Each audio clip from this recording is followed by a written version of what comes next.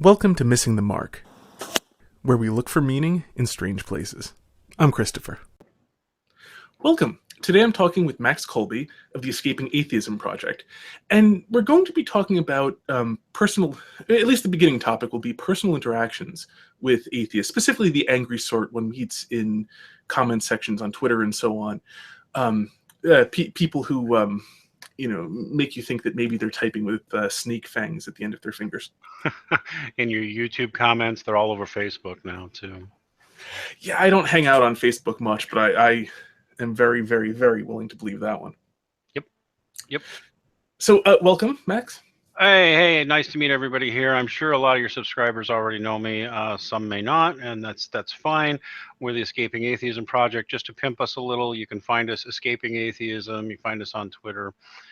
There's actually a group of 7 of us officially that are doing the Escaping Atheism Project. And we're not doing Christian apologetics on Escaping Atheism, even though most of us are Christian. We aren't all. So you have a neo-pagan, right? Yes, we do. Pretty serious one. I haven't had the conversation with him yet on why the neo-paganism, but he's very serious about it, so that's fine. And we have a lot of friends who are philosophical theists who are not Christian. And Christians are, of course, very welcome. The only thing I would warn, we swear and we're mean to people.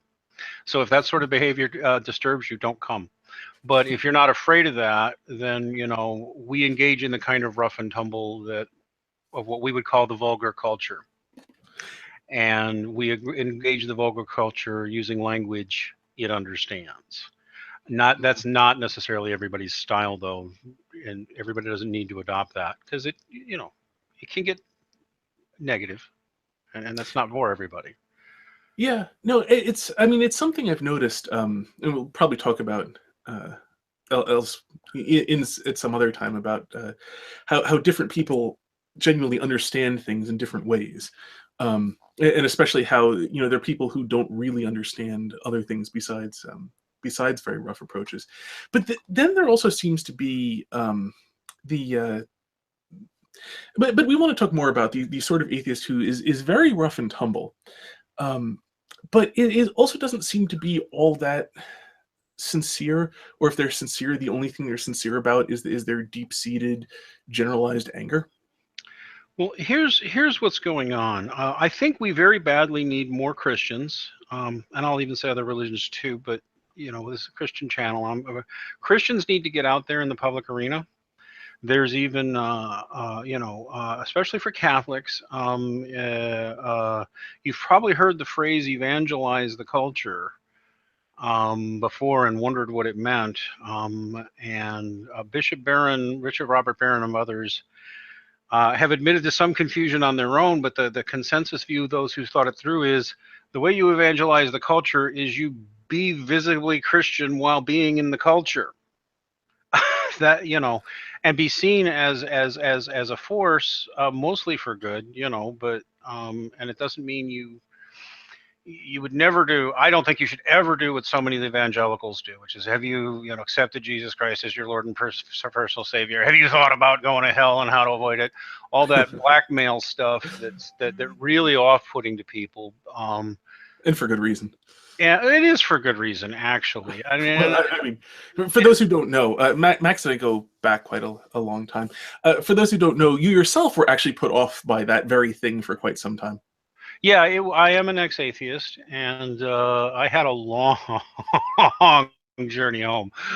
But I did start in Protestant/evangelical land, and one of the things that drove me out of Christianity and out of religion was what I would call the hardcore believer burn people that just want you to accept the proposition that you just must believe this or you're going to burn. It's like accept an intellectual proposition and don't doubt it or you're going to be punished forever. Yeah, I ran screaming away from that, and I never went back. I'm Catholic now. But and why were we talking about that? Precisely because that sort of bullying approach doesn't work, and that's what it fundamentally is bullying. It's related actually to why I don't debate people. because debating people is attempting to get them to change their position. And since people, it's something I mentioned in a video I just made, posted last night actually. But since people believe the things they believe for large masses of evidence gained through living moment to moment, and taking all those moments in and considering them not in a formal sense, but but in informal sense, not irrationally because it's not formal, but simply not not in the sense of like thinking about each one with your internal monologue, but all the moments of life taken together lead people to different conclusions, whereas arguments are brief summaries. And so if you're trying to shift somebody's position that has been they've arrived at over the course of hundreds of thousands of moments, the mass of hundreds of thousands of moments put together by a few words, it doesn't work, first off. And if you're going to come close to working, you're either going to be taking advantage of somebody in a really bad position, Mm-hmm. the person is really, really hurting for whatever reason, or you're going to be bullying them into it.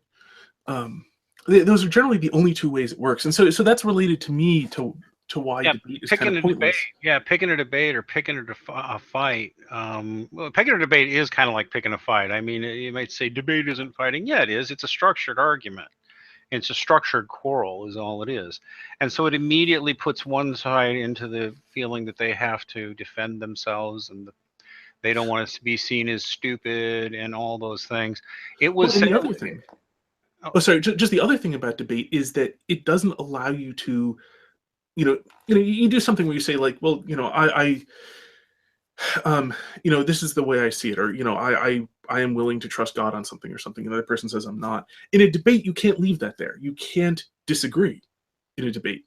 In a debate, you have to take all disagreement and attempt to force the other person. And in fact, there's even shame then, like automatically, like even if you say, intellectually there shouldn't be, automatically shame accrues if you wind up conceding, oh, well, you've got a point.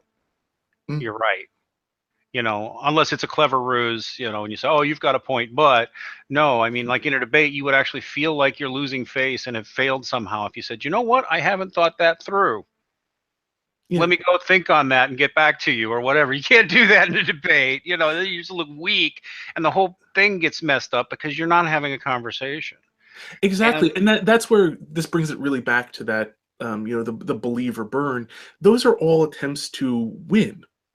That's an attempt to get somebody to change their position right now, because that's the only way you get people to change positions right now. Unless you're in, very, very rare moments in people's lives. The vast majority of Christians have never accepted that as such a simple formulation for getting closer to God. Sorry, it just. But anyway, that's another conversation. I think the bigger point is to realize that, and this is kind of important. There's two bits of information. I want a lot of Catholics, especially, to hear this.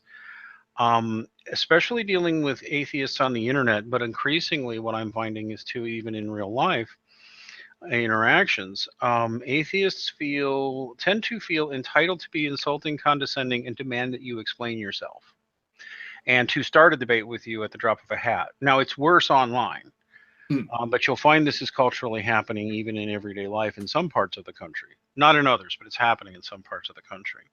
And so I think that one of the more important things every Christian should realize is, starting out, you have nothing to prove to the atheist at all, and you have no so-called burden of proof of any kind for simply existing as a believing Christian. You owe no explanations. You owe no rationalizations. You owe no justifications. You owe no apologies. None of it. And actually, it would never be rude to simply say that to an atheist. Even if it sounds rude, even if your voice shakes, the first part would usually be, I don't have anything to prove to you whatsoever. And by the way, you're being kind of rude. Yeah. There's nothing wrong with that kind of attitude as a starting place. No, well, and especially, it's funny because it's always hilarious when non-believers throw around Bible verses, but like it's funny. I actually went through this exchange with somebody recently in my comment section where someone was quoting the Epistle of St. Peter, where he said, be prepared to give an explanation for why there's hope in your heart. And so he says, okay, so why is there hope in your heart? He said, well, because God sent Jesus Christ to save us from our sins and brought him back from the dead. That's why. Prove your extraordinary claim. Yeah, well, that's exactly what happened. Exactly. To which I responded, I'm not making a claim. You asked me a question, I gave you an answer. Yeah. Yeah. And that's the correct response, actually, because you aren't required to prove that extraordinary claim at the drop of a hat. You didn't even really make a claim. Oh, yeah, that's the thing. I mean, your claiming. claim is as to your reason for feeling a certain way. Yeah. I mean, I'm not asking him to believe me. And more to the, and you know what, and I can give you why that some will even accuse you, and this would be an atheist doing it probably. Oh, you're dodging the issue. You can't defend your position, and it's like, wait a minute, I don't have to defend my position. That's number one. I gave you an answer as to what I believe, and think of it this way too. Let's just say you're interested in science and I don't know, you're watching TV and it's about astronauts in space, and they note that there's like a time lag of 30 seconds or something when they talk and when you actually hear it. And so you've seen that, right? The astronauts in space, and there's actually long gaps because it takes a few seconds for the round trip. On the moon, it was particularly bad. I don't remember how long it takes light to travel, but it would be like somebody saying, why is there a delay while they're talking to those astronauts? And you say, well, that's because the speed of light is so fast, and that's how fast the signal can go. And him saying, prove your extraordinary claim. Like, what do you mean? Do I have to do experiments on light to demonstrate to you what the speed of light is? Do I have to, demonstrate maybe we'll get walkie-talkies and we'll see how it goes if I get further and further away from you? What? I just gave you what I know to be the correct answer. I don't have to prove anything to you. Go look it up. Yeah. Well, an even more practical example would be, man stops you in the street and says, hey, do you know where, such and such a burger joint is? And you say, yeah, you go up on the street, you turn left, and then, 2 blocks down, you make a right, and it's right there. And then he says, prove it. And typical response would be, go ahead and get lost then. Yeah, really. I wasn't asking you to believe me. You asked me a question. I gave you an answer. If you prefer to get lost, by all means, don't believe me. And actually get lost isn't a bad response in a lot of circumstances. As opposed to literal get lost because you didn't follow my map, but really, no, just get lost. Because here's the thing, and I really want to get this out early too. We've had a few interviews about this on Escaping Atheism. There's a large segment of the Christian and non-Christian public who thinks of atheists and so-called skeptics as bullies and always entitled to answers. And they somehow think that because even though Christians are, obligated to, stand witness to the gospel, no, the church has never taught that everybody has to be a Bible scholar and a philosopher and hip to all the science and all the technology and all the history and the incomplete Bible and a complete explanation of any random Bible passage anybody happens to throw at you at any given moment. You're all going to hell if you aren't able to accomplish all that, and accomplish it this week, by the way. What? Yeah. No. One of the reasons the church has different people for different jobs is so you can say things like, I don't know the answer to that question. Maybe go ask him. Oh, yeah. No, that's an acceptable answer. It's an incredibly acceptable answer. I don't know the answer to this, but if you want to know the answer, I can tell you the name of a man who does know. Or we could go together and look it up in this thing or whatever it is. Yeah, there are any number of possibilities, but yeah, by all means, there's no requirement for everyone to be a specialist in everything. It being somewhat, impossible. The relatedly too, and something I found very funny, is that people will love to throw around the epistle from St. Peter, where he says, always be prepared to give an explanation for the hope that you have in your heart, which is more a call to be willing to be martyred, incidentally. But in any event,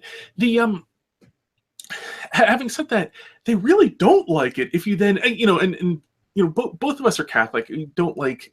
I know you actually especially dislike throwing around just one or two sentences from the Bible because I hate flinging Bible verses at people so bad. Oh, just don't do that. Ooh, ooh. Anyway, go ahead. Yeah, but what's funny? This one happens to be very short, though, because there isn't much context to it. But people really don't like it when you quote Jesus saying, "Do not cast your pearls before swine, lest they trample them underfoot and turn and rend you, and do not give to dogs what is holy." People don't like it quoting that one. Yeah, because what is being said about the unbeliever? What is being said about the atheist? I hear pigs and swine there. Yes. And well, read it back.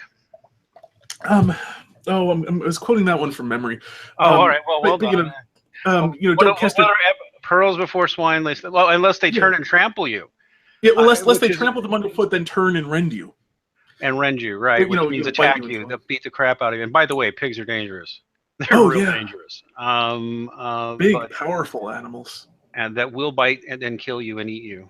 With sharp, pointy teeth, too. Yeah.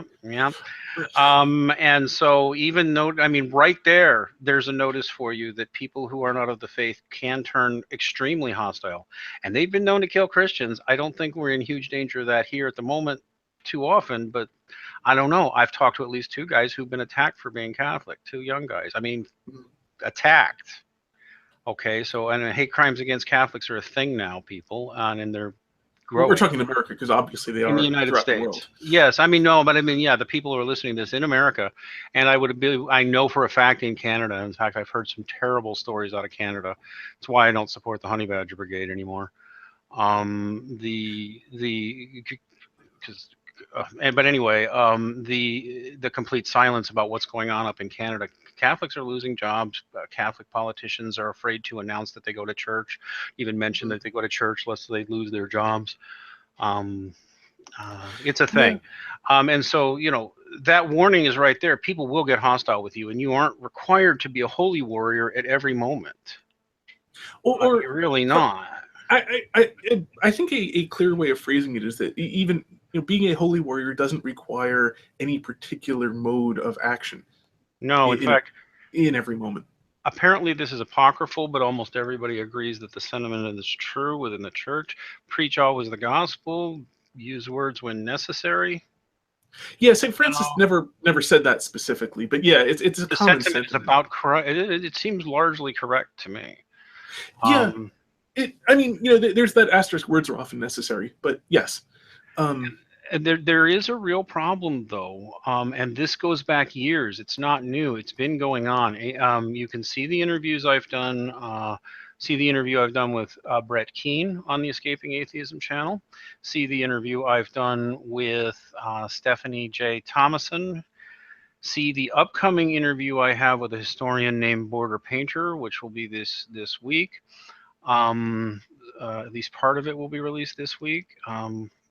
With some major broadsides against atheists, the new atheists, by the way. And even something I just released today on Patreon, why skeptics are losing the general public. It's widely acknowledged now in internet culture that atheists and so-called skeptics, who, by the way, most so-called skeptics are ideological atheists, run in packs in order to psychologically break down, mock, and even terrorize Christians. Other religions too, but they especially like to do it to Christians. They especially have a hate boner for Catholics. Sorry for the impolitic phrasing.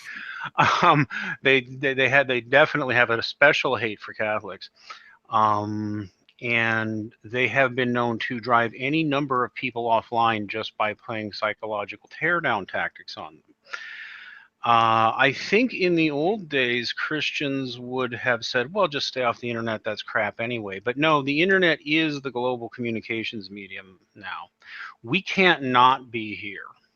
And if we're not willing to, if we're not aware that things like this are happening and fighting it, we are in trouble. So being aware. And by the way, some atheists will tell you, we're not even a movement. Don't be paranoid. They're a movement, and they're vicious, and they run in packs. So you can either be afraid or you can gird your loins for battle and be aware that this is happening and take the necessary precautions and attitude. And I know Christopher's ready to say something because I'm sermonizing, but be ready to stand up on the balls of your feet. And because if these people want to, because you can't turn your back unless you're going to abandon this territory to them. Yeah, well, And one thing I think noticed, we need to fight for this sorry. territory. We have every right to be here, and we owe atheists no apologies for our existence here, or for challenging their worldview. And more of us need to have this attitude. So, yeah. Well, one thing I've noticed a lot of is what you might loosely call a tea time attitude. And there are contexts in which, for example, the adage "don't feed the trolls" is very appropriate. So somebody, the sort of person who just really wants to get an emotional rise out of somebody, who just really wants to fight in that sort of sense. That the best thing you can do, if you are in a gardening club, is just sort of wait them out. They will lose interest if you pay no attention to them, and eventually you can get back to gardening. Yeah, not a good idea here. Yeah, that doesn't have universal applicability. We're not all in one, great unending tea time where it's important to never talk about any subjects on which people disagree. I mean, that doesn't mean, of course, that one should bring things up that are not germane to the circumstances. So, I'm not saying that a Christian in his gardening club should not talk about gardening, but should talk about something else, but rather that in a lot of circumstances, there is something of that instinct, to be nice and be polite. And as long as we're, inoffensive, everything will kind of work itself out, which often happens in tea times. I mean, I've never attended a high tea myself, but I kind of presume that sort of thing does eventually work itself out because people keep having the things. But those sort of rules are, germane to one particular part of the world. Now, so when you're talking about, for example, and it's really easy to see the difference too of the worst kind of the atheist who shows up. Very often it's blatantly obvious they never read the video they're commenting on, or the an article in question, or whatever it is. In fact, it's so obvious sometimes they will grossly mischaracterize the contents of the video, and that's actually intentional behavior, by the way. Some of them are trained to do that. It's to discourage others from bothering to watch your video. Yeah, although I've always wondered, like some of these things, which have no direct, straightforward, rational explanation. Like, when somebody shows up and gives a massively inaccurate summary of a video, is there anybody who, when watching a YouTube video, actually decides to click on the video, goes and watches it, pauses it, and scrolls down? Let me see what some really angry-sounding person in the comments says before I actually decide to watch this video or not. Is there anyone who actually watches YouTube videos like that? Yeah, see, that sort of behavior is more common on book reviews, and which, by the way, I want to inform people, they troll book reviews on Amazon and leave phony book reviews. They do that too. If it's Christian books, especially anything that addresses atheism, they do it. Yeah. They do it, and they've done it to a lot of people. And it's organized pack activity. Once again, it's organized pack activity. I can talk to you, demonstrate that for anybody who doesn't believe it. But my point is, again, that this is a call to realize, there are these people who are trying to hurt us and hurt our fellow Christians and cause us to not be read, cause us to not be listened to, cause us to feel shamed, cause us to feel humiliated, cause us to feel like every Catholic has to answer for sex abuse, which, by the way, they shouldn't. Anything to break you down or get you to quit whatever you're doing. Although some of them are so over the top, I've been tempted to make a video thanking them for making atheism look so bad. Well, it's not a bad idea, actually. I mean, because there's some that show up, and it varies from video to video. A lot of my videos have good comment. A like decent standard of discourse in them. And by decent, I don't mean like polite. I just mean like, rationally related to ideas and demonstrating some ability to think as a minimum, and often better. But then there's the type which is just, at the bottom of a barrel, well underneath that barrel, where they, are just so dumb. They're just sort of like little incandescent balls of anger. But they're saying nothing of any substance whatever. They're just sort of conveying, using language that they really, really are angry at something. It Yes. can't be the video they obviously didn't just watch. And So they're really angry at the title of the video they didn't just watch. what's important, I think, too. I mean, clearly, I'm not. I'm wanting Christians and Catholics especially to hear this. It's important to realize they are a ball of anger. A whole lot of them are a ball of anger. Some of them are being paid to do what they do. Some are getting school credit for what they do. Some are just psychotic and a ball of anger. And the thing is when you know all that's happening, and it is, you can be calmer in the face of it, but you should also be exercising appropriate caution. If you go look on Brett Keene's channel, he's called GodTVRadio.com. And by the way, he's a coarse, vulgar guy just like me. But if you go look, he got his latest death threat, far from his first, and this one just had him particularly creeped out because it was an atheist who took shots of himself walking down the streets saying, "I'm in your town, Brett Keene, looking at you for you, and I'm going to kill you." Wow. And it's far from his first death threat. And he, he had the appropriate response, I believe, which is that, every time I think I want to quit, somebody does something like this, and I realize I can't possibly quit. And that's the right attitude, by the way, Christians, to be honest, because every one of us that gets silenced is allowing the 50 other people who were silenced that you didn't hear about. And I can tell you, I've talked to a few of those silenced people, frightened off the internet, which there you need to conduct strategies about that. It is highly unlikely any of these internet tough guys are going to do any of the stuff they do. Furthermore, the more targets they have, the less likely they are to be able to do anything. They have actually been bullying Christians off of YouTube and off of other social media as a planned, coordinated effort of multiple different groups, starting with something called the Cult of Dusty, which you can look up, Cult of Dusty. It's an actual organized effort to make the atheist an internet zone. And it's had several iterations, and it's been going on since the 90s.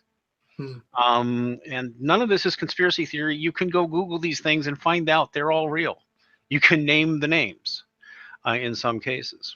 By the way, a related thing.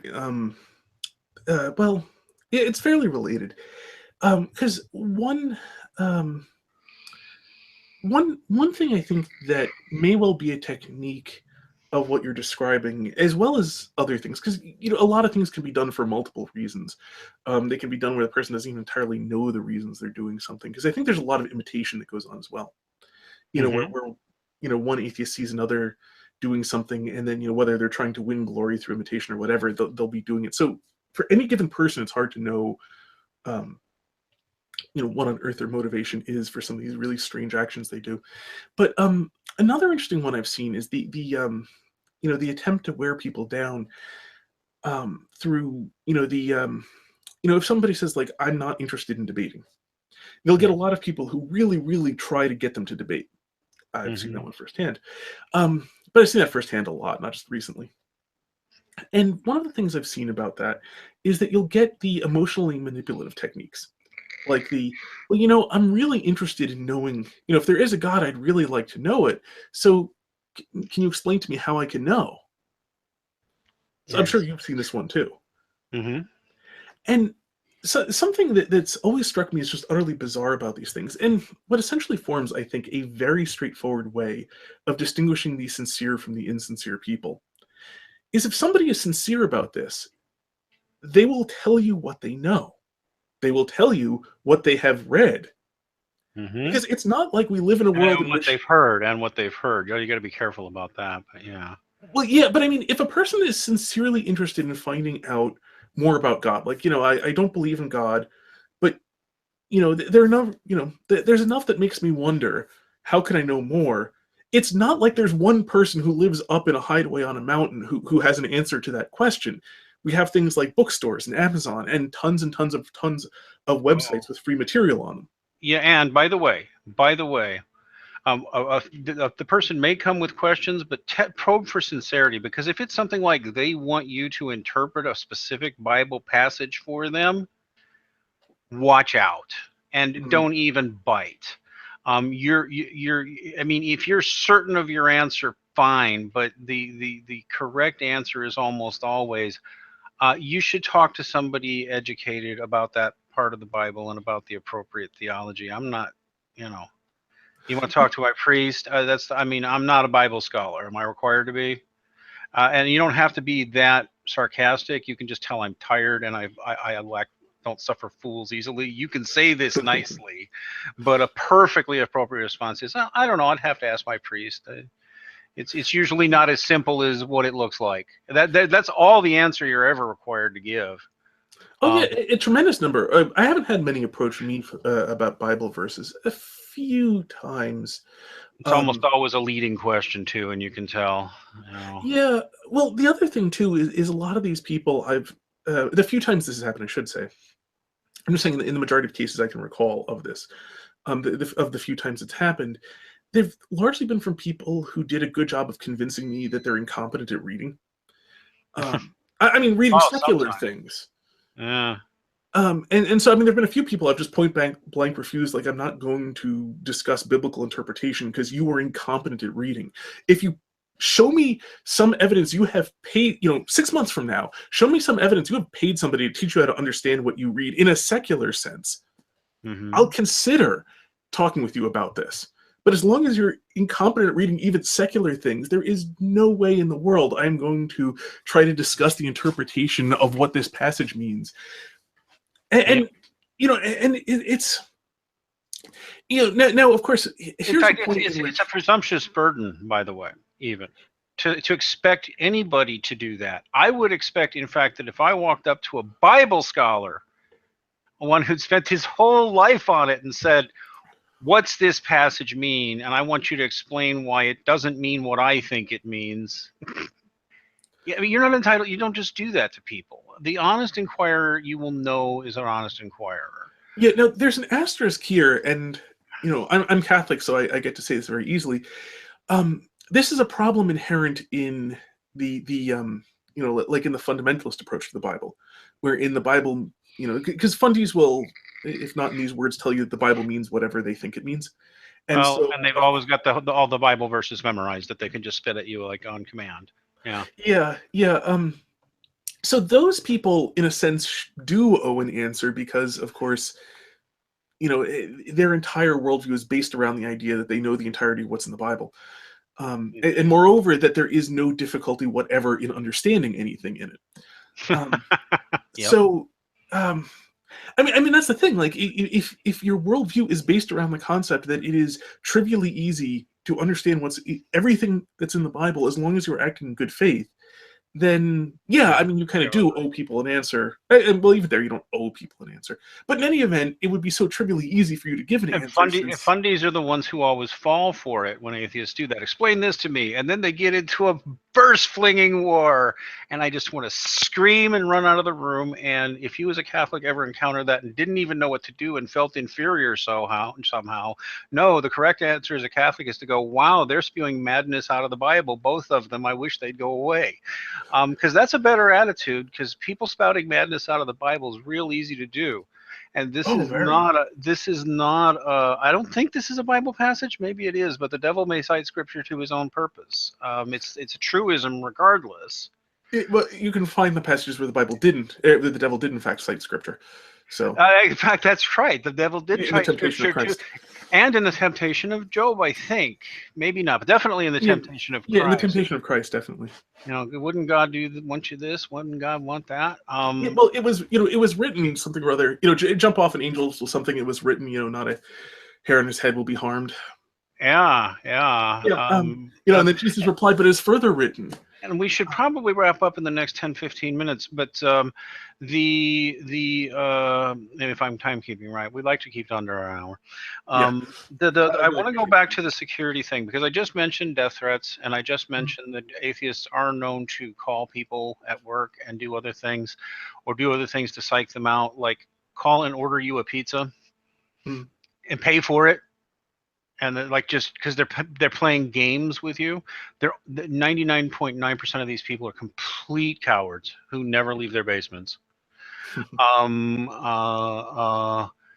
and knowing that they are running a psychological racket, and that it's cheap and easy for them to do this, makes all the difference, right? Because then you do something like you calmly report that to the police, and then you kind of go online and say, "Oh, internet tough guy wants me." And then you let all your other fellow Christians know that this has happened, including everybody on YouTube or whatever social media on. "Oh, look, a creepy atheist is bothering me." That may sound like harsh language, but that stuff happens. You also need to lock down all your accounts. You really do, with secure passwords and telephone verification, because they'll hijack your channel and hack your password if they can. It's happened to a number of people. Mm. They'll also file phony DMCA claims on you. Like basically claims of copyright strikes that are bogus. They'll do this to you too. One of the interesting ways of protecting yourself from all of that, though, I mean, we've all got to make these decisions, but we do need more voices on YouTube and elsewhere. We all got to make our own decisions for security. If you need to be anonymous, but in that case, guard that identity very strongly. Don't even tell your friends, kind of thing, right? Or, believe it or not, Christopher here has done this, what is sometimes the better thing. Here I am. This is my name. You can find me on Facebook. You can find me here. Here I am. I find in most cases, having that attitude just makes 98% of the internet tough guys disappear. Mm. Which is probably why you haven't gotten as much harassment as some of the other people I've talked to, Chris. You weren't hiding. Yeah. And I'm not saying everybody needs to do that, because that's, no. But on the other hand, if you choose not to hide, and you realize it takes nothing for a teenager in Orlando, Florida to, call your employer in California and claim, I don't know, you're some kind of bigot who hates gays or something because you're a Christian. They do stuff like that, but then once you realize, yeah, it probably is, a psycho in Florida who's got nothing better to do but prowl the internet. I predict one of these things will happen to you at some point, Christopher. So, and yeah, it's certainly possible. So just be aware, if anybody listening, be aware these things are possible. Instead of being afraid, be strong in the Lord. Yeah. Yeah. No, I mean, that's in fact the approach I took of, on my channel description, I linked to, my website, which has my full name. And yeah, it's, it's something I considered. And the nice thing about it is that once you make the decision to do it, you are just facing up to, it is possible something bad will happen. Mm-hmm. But it also makes it, I think, at least to me, it makes it, fairly, and I took, reasonable precautions of, I don't have my home address on my website, that sort of thing. Yeah, but you're aware that if they want it bad enough, they'll look. That yeah, I mean, pay for credit searches and things like. They'll do that. They'll try and hit your credit record and stuff. I've talked to people they've done that to too. Just warning you, and they're crazy. No, I mean, and they have nothing better to do. Yeah, no, it's all about, I mean, those steps of protecting oneself are all about, raising the activation energy. Like, someone's got to care at least more than this much in order to attack you. So at least it filters out the less motivated people.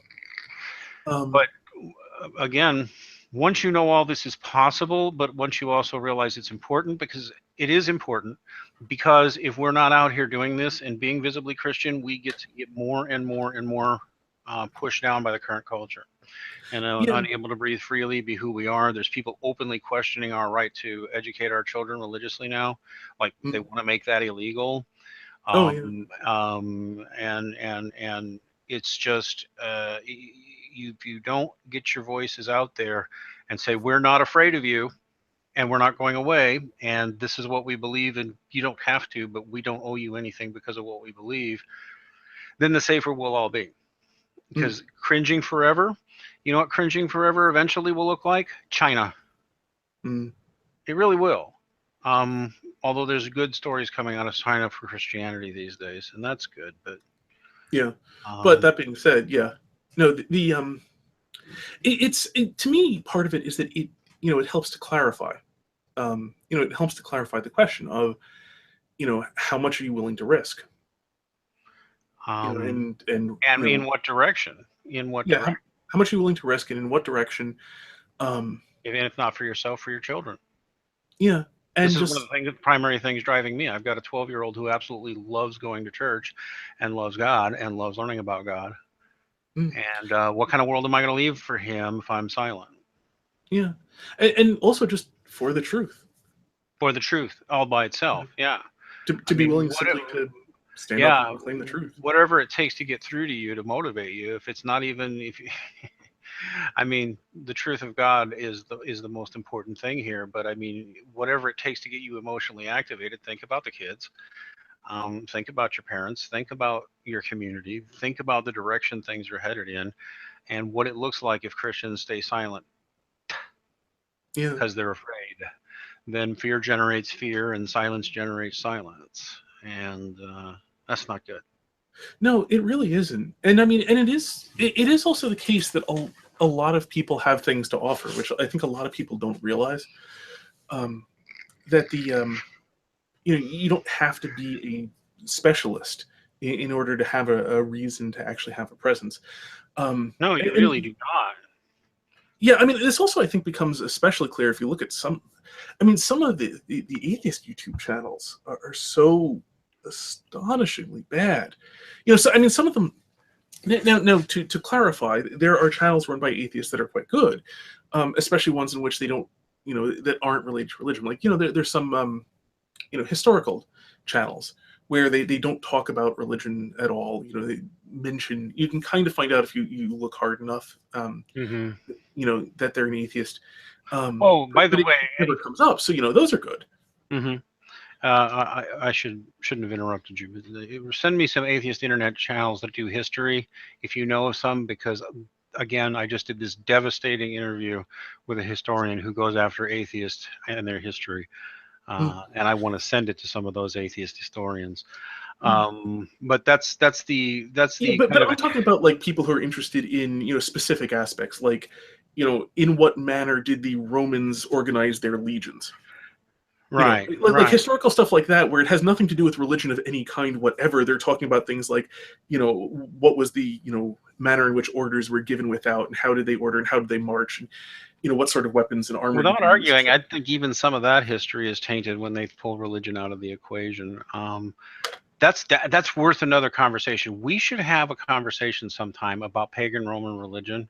I've learned some things about it that's just fascinating, but I mean, just for example, in one of the primary source biographers of Julius Caesar also attributed miracles to him, and nobody thought that odd at the time.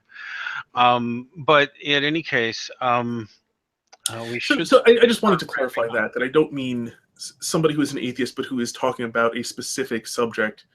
Yeah. And I'm not talking about them, but if you look at some of the just some of the atheist channels I've run across, they're so, I mean, just to be really blunt about it, they're so dumb. I mean, so very, very dumb.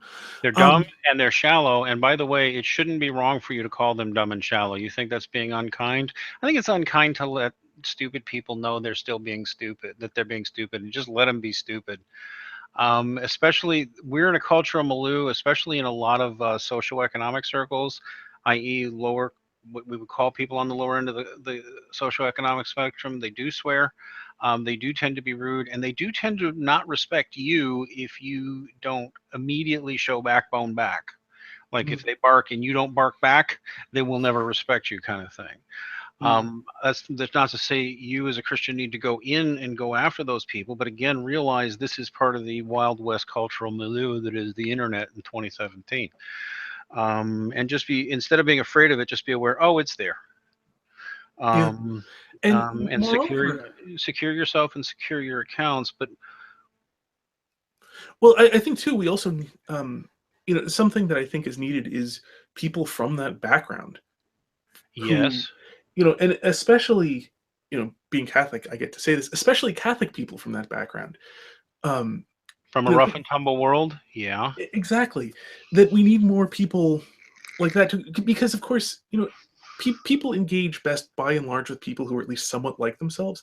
Not Mhm. entirely, we don't all do best with clones of ourselves, obviously. That's right. Um, but And but if you're people. upper middle class and you have a certain genteel sensibility, um, you'll think some of these people are psychotic, and it's like, no, this is what that slice of culture looks like in many cases. Yeah, I mean, there's an interesting sort of baseline that's achieved. When like in that style where one person is just bluntly aggressive and the other person meets it with the same amount of sort of blunt aggression.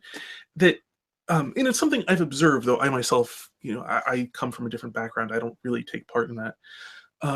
But something I've observed, just walking around in everyday life too, and in some circumstances I've been in, that like that level of blunt aggression looks really, really weird if you're not used to it, but it works for the people involved, and it Think, is not. think what it looked like in the Wild West for real, which was rough and tumble nasty. Think what it looks like in an inner city. Think what it looks like even in a shabby suburb where there's guns and meth around. That's Yeah. part of the culture now, and you'll encounter it online. And being and just realizing not every Christian's obligated to go and meet that culture head on. I'm just saying it's there. You encounter it. Don't let it freak you out. And Um, ideally, if we could get Christians from those cultures to.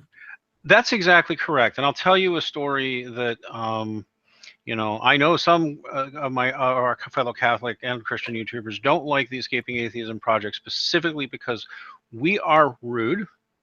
And we use caustic and coarse vulgar language, and we do it pretty inhesitantly. Many have said, well, that makes you look juvenile, and I'm like, yeah. And other things, it makes us look other things as well. But this is an important story. I told it to you many times, but I want other Christians to hear it, especially the more genteel-oriented ones. I went to an all-boys school in the early 1980s on the very rough, nasty part of the south side of Chicago. And that all-boys school was run by Augustinian monks. It was attached to a monastery. The monastery was right across the street, as I recall. Um, the principal was a consecrated Augustinian monk. Half the instructors were. The principal was also my homeroom teacher because he did that. He did double duty as the principal and a teacher with a class load.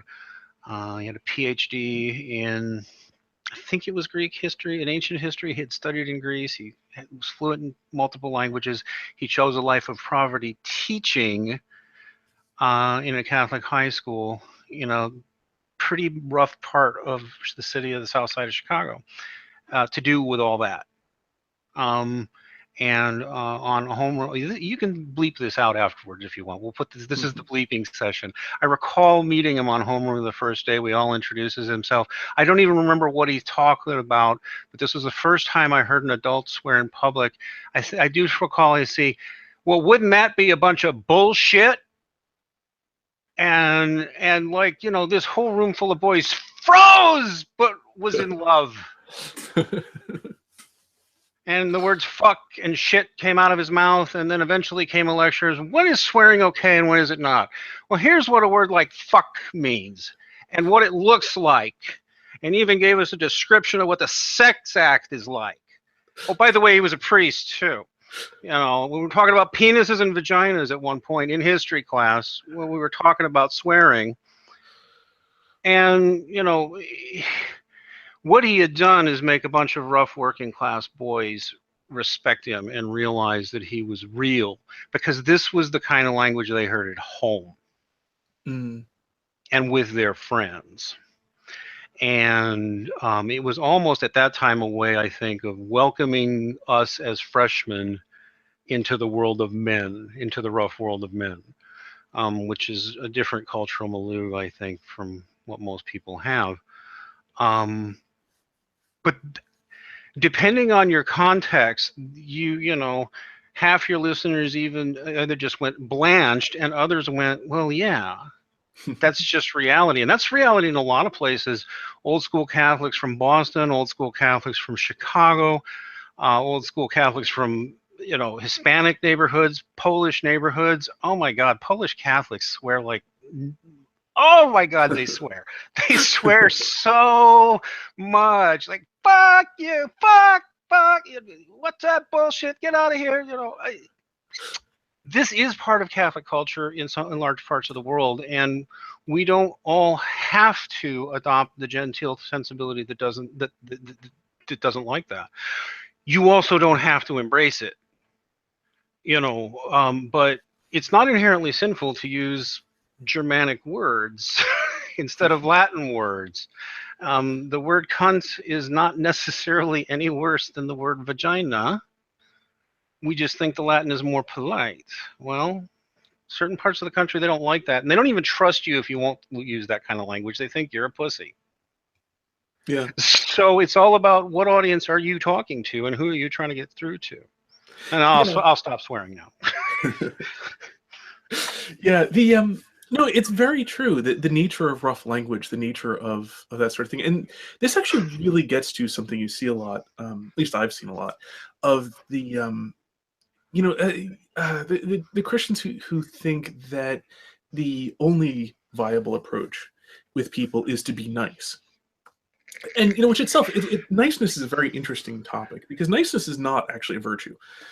It can be nice, but it's not a virtue in itself. It's something that, in fact, niceness can often be cowardice. It can often be a way of just attempting to not face up to unpleasant things.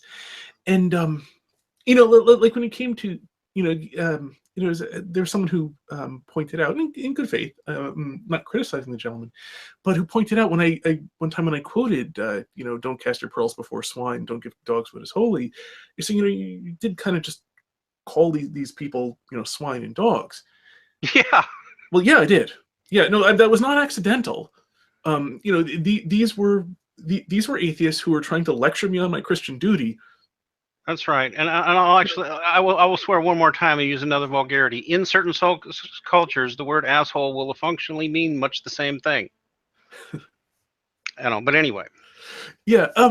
And here's the thing. It's a funny. I mean, I always loved the that motivational poster that says, if somebody asks you what would Jesus do, remind them that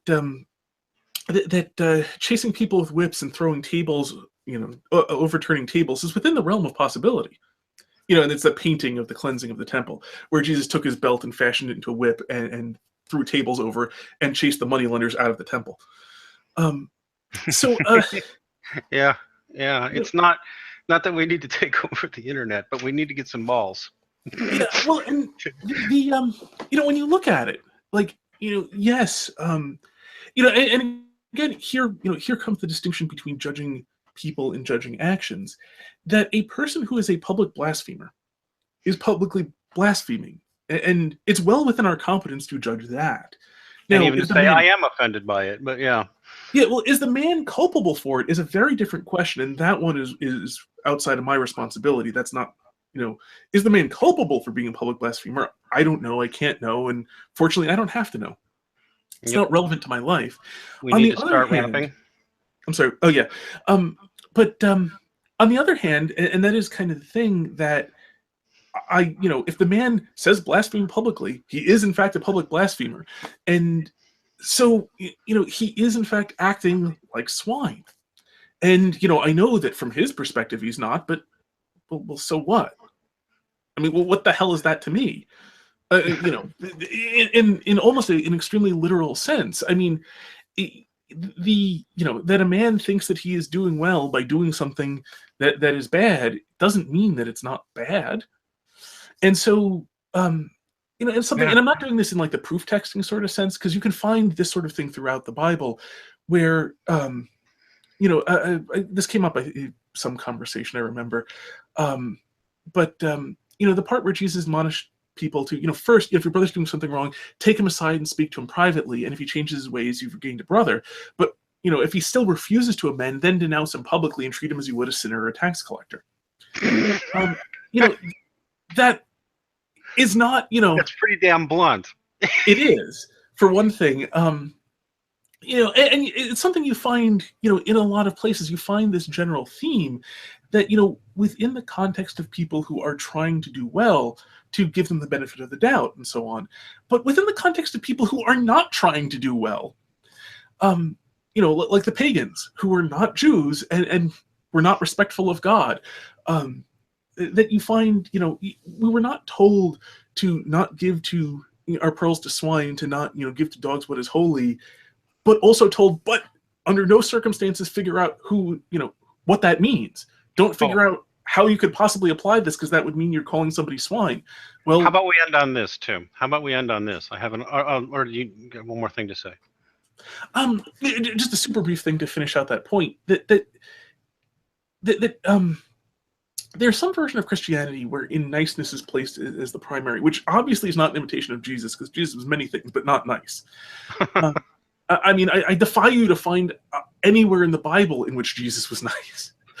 He was loving, but he was not nice. Tender, and that's not nice. To say that we should, Jesus had some advantages we don't, to be sure, in terms of things like, perfect wisdom. But that being said, the one time Jesus called the people hypocrites, as opposed to, like scribes and Pharisees and so on, was about not using the wits that God had given them. It's a great passage about, you see the signs of the weather, and you know what the weather is going to be, but you can't read the signs of the times, you hypocrites. And we were given reason for a reason, and we're supposed to actually use it. And when you have things like inescapable conclusions, like that somebody who is trying to encourage other people to believe that God does not exist, yes, he is swine. And I'll give you this. Let's close on this. I'll call this the Ask Your Priest Challenge. Don't argue with anybody with a Bible on the internet. Go ask your priest this. I dare you. What does turn the other cheek actually mean? It does not mean just sit there and take a blow. Actually, if you learn the whole history of it, it's literally masters would slap their slaves using, I believe it was only the left hand. And if you turned the cheek a certain way, you were actually turning to face them, and they couldn't slap you in the customary way. You were standing towards them as an equal. Ask your priest if you don't believe me. Don't believe anybody with a Bible. Just go ask your priest, please. I just said it right. That's a great thing. Being in the Catholic context, I can say that the Bible was not, books don't read themselves to you. You have to read them. You have to understand them. And That's right. And this is why it's a whole other topic about fundamentalists and their sins. Let's do it again sometime. Yeah, but yes, if you want to interpret the Bible, the first and most important question should be, how much time do you have? Because you're going to need a lot of it. There you go. And if anybody out there is not afraid of rough and tumble language and throwing elbows, please join us on Escaping Atheism. We could use your support. We really could. Yeah, and we need more people who are willing to. We really do. Just be out there and part of this whole milieu. So, all right. God bless. Ave Maria. Yep. And for anyone listening, until next time, may you hit everything you aim at. Ave Maria.